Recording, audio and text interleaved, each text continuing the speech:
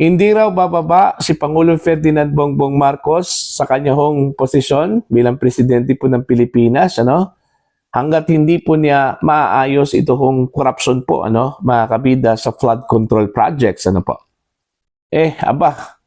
Medyo tricky masyado itong sinabi po niya, mga kabida. Okay? Yan yung pag-uusapan po natin dito sa aking episodes for today. At bago yan, eto muna.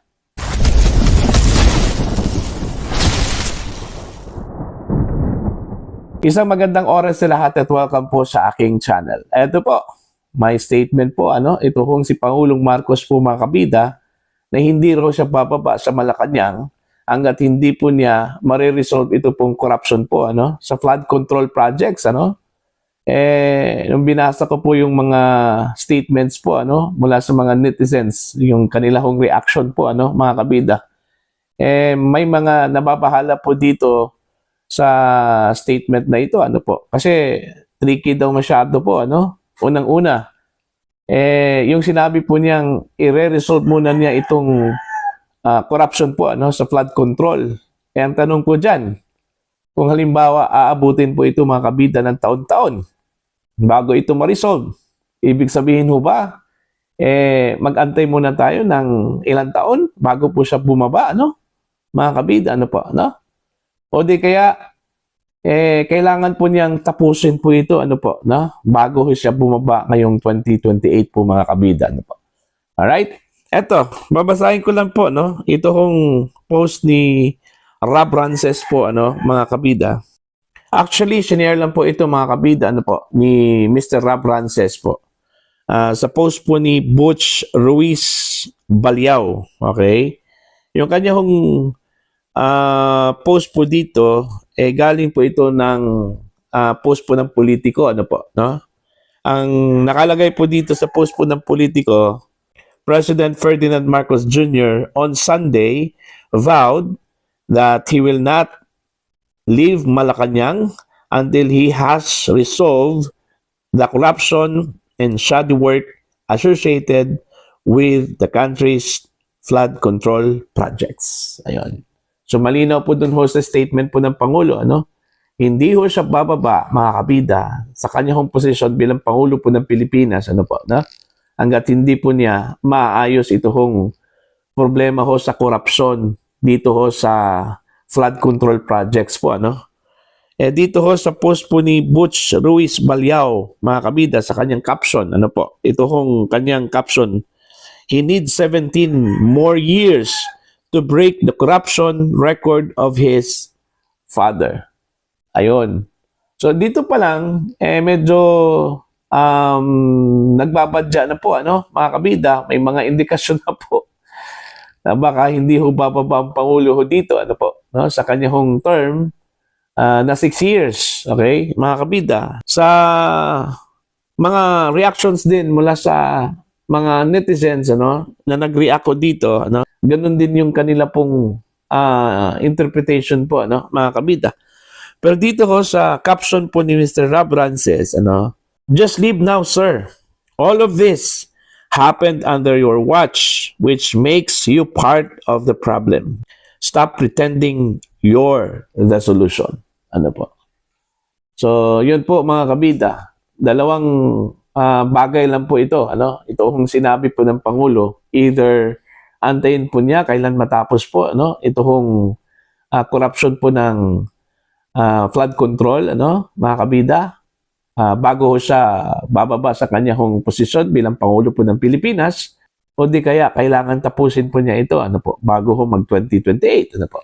Pero sa palagay ko po, wala akong mali siya dun sa sinabi po ng Pangulo, po. Sa aking interpretasyon lang po dito, bago mag-2028 po, mga kabida, bababa po ito, Pero kailangan po niyang tapusin muna itong problema sa corruption. So, from now on, yun yung magiging focus po niya, dito sa pag-resolve sa corruption po ng flood control. Kaya nga, dapat po magtayo na po, mag-create na po ng independent investigating body po, ito si Pangulong Ferdinand Bongbong Marcos po, mga kabida, po, para po ma-resolve po itong corruption po sa flood control. Okay? At malalaman po natin kung sino-sino yung mga involved po dito at sa ganun po, makakasuhan po mga kabida. Ano po?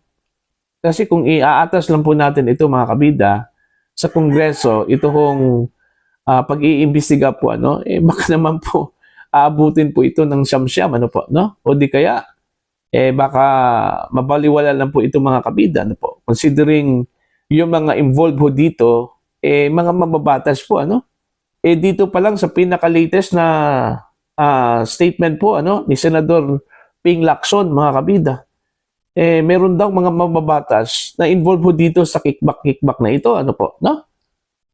see? Ang akala po natin, mga congressmen lang po, mga kabida. Sa sinabi po ni Senador Panfilo Lacson, meron daw involved dito sa insertions, mga kabida, ng mga senador. At hindi daw siya mag-atubili po mga kabida na ibulgar kung sino-sino itong mga kasamahan po niyang mga senador, na involved po dito sa corruption na ito, mga kabida. So, hindi po maganda, na sila-sila lang po yung mag-imbestiga po, mga kabida. Kasi magkakaroon po ito ng kulay, magkakaroon po ng pagdududa po, mula sa taong bayan.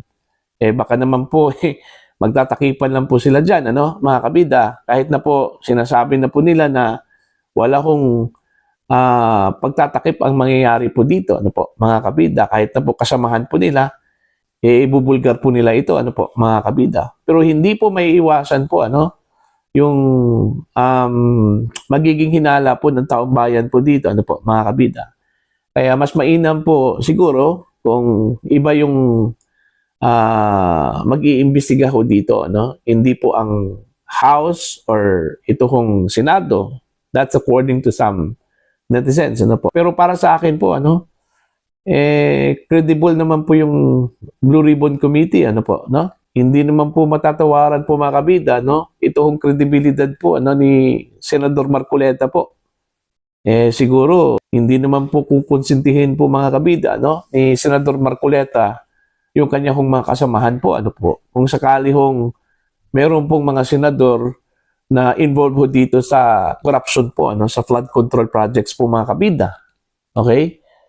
Pero it's up to the Senate kung itutuloy po nila or ititigil po nila ito, mga kabida. Okay?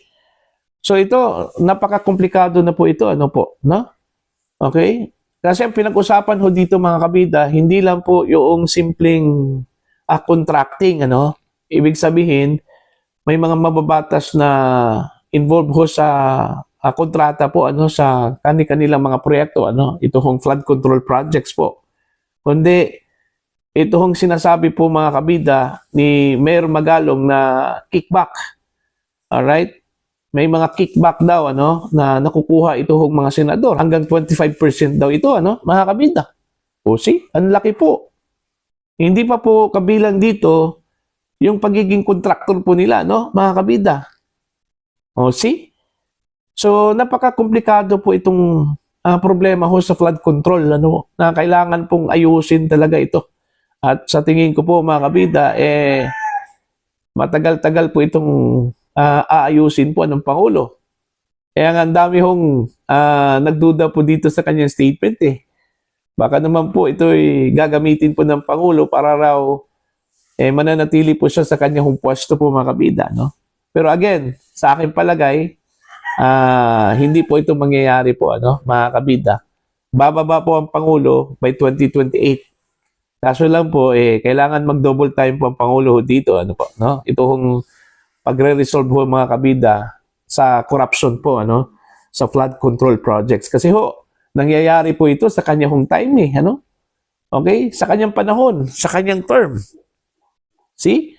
As part of the solution, okay, may mga nagrekomenda dito, na kailangang ibalik na raw sa LGU yung approval, Ibig sabihin, bago ma-implement ito hong national funded projects, mga kabida, dyan po sa mga lokal, kailangan hong aprobahan muna ng local government unit, Kasi ang nangyayari po ngayon, wala na pong approval yan eh. Kumbaga, tuloy-tuloy na po yan. Ano? Kung ano yung project ng national at ilalagay dyan sa mga lugar sa Pilipinas, hindi na po kailangan ng approval eh. Pero mas mainam siguro mga kabida na kailangan po ng approval para naman po magiging part po ng monitoring ito pong local government unit. Okay? Hindi po mabaliwala yung proyekto po mga kabida, just like nangyari po ngayon. Okay? Ultimo yung mga local government unit walang alam na meron palang national funded projects po sa kanilang lugar mga kabida. So ibig sabihin, wala hong approval mula sa LGU. Kasi bakit hindi po nila alam mga kabida? Unlike kung gawing standard po yan mga kabida as part of the solution, kailangang involve itong LGU pangalawa, baka magdalawang isip itong mga kurakot po ng mga opisyal sa national na gagawa ho ng kabulastugan po mga kabida kasi part na po yung LGU Kumbaga part ng monitoring po yan. Unless siguro kung makikipagkuntsaba po yung LGU po sa mga opisyal po sa national para mangyari itong corruption po mga kabida Alright? So napaka matrabaho itong gagawin po ng Pangulo na i-resolve niya itong corruption po sa flood control projects. Pero dun ho sa question kung mag-i-extend po ang Pangulo sa kanyang term at hindi na po ito bababa po mga kabida, sa palagay ko lang po hindi po yan mangyayari po Kung meron man pong gawin po ang Pangulo para ma-resolve po itong corruption po sa flood control, gagawin po niya ito within his term. Maniwala po kayo. Yan po yung akin. Para po sa inyo, ano po ang inyong opinion at pananaw po mga kabida, please comment down. Sa mga hindi pa po subscriber sa akin channel, please subscribe. Just click the subscribe button, click the notification bell, click all para updated po kayo mga kabida sa aking uploads. Maraming salamat po sa inyo lahat.